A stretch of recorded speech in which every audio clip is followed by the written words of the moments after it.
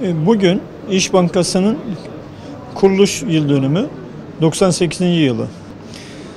İş Bankası Hindistan Hilafet Fonu'ndan gönderilen Müslümanların hilafetin başkenti İstanbul ve hilafet kurtulsun diye gönderdiği paralarla kuruldu. Bunu kimse yalanlamıyor. Zaten Mustafa Kemal CHP'nin genel başkanı da Seyyid Çotani'ye bir teşekkür mektubu gönderiyor.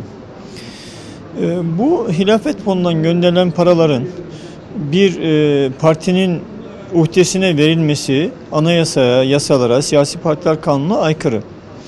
Üstelik Müslümanların gönderildiği, hilafet kurtarılsın diye gönderdiği paraların faizle iştigal eden bir bankanın kuruluşunda gönderilmesi de Müslümanlara hakaret anlamı taşır. CHP hisseleri ya Diyanete devredilmeli veya vakıflara, hazineye, uhdesine verilmeli. Kesinlikle bu anayasaya aykırıdır. Bunu Devlet Denetleme Kurulu, meclis el koymalı.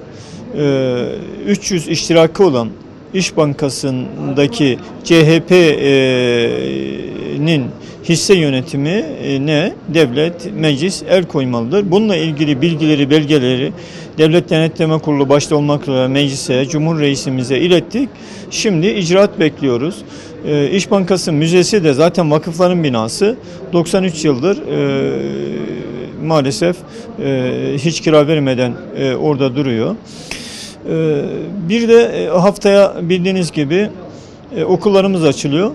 Okullar da ahlaklı nesil yetiştirmek için Kur'an ahlakı dersi, temel dini bilgiler, siyer gibi derslerin seçmeli değil zorunlu olmasını istemeyen velilerin dilekçe vermesini talep ediyoruz. Çünkü okul idarecileri bazen bunu istismar ederek derslerin seçilmemesi yönünde algı operasyonu yapıyorlar. Bu yasanın bir genelgeyle düzenlenebilir.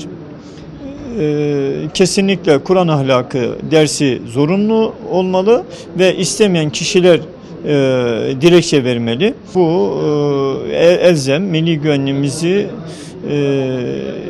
güçlendirmek için, yani milli güvenliğimizin terhiye girmemesi için ailesiz, ahlaksız, cinselsiz bir toplum projesine karşı ancak Kur'an ahlaklı, Kur'an nesli yetiştirerek karşı koyabiliriz. Bu konuda her zaman yanımızda olan İlke Haber Ajansı ve kardeş kuruluşlarına Türkiye Aile Meclisi ve birleşeni olarak dua ve teşekkürlerimizi iletiyoruz.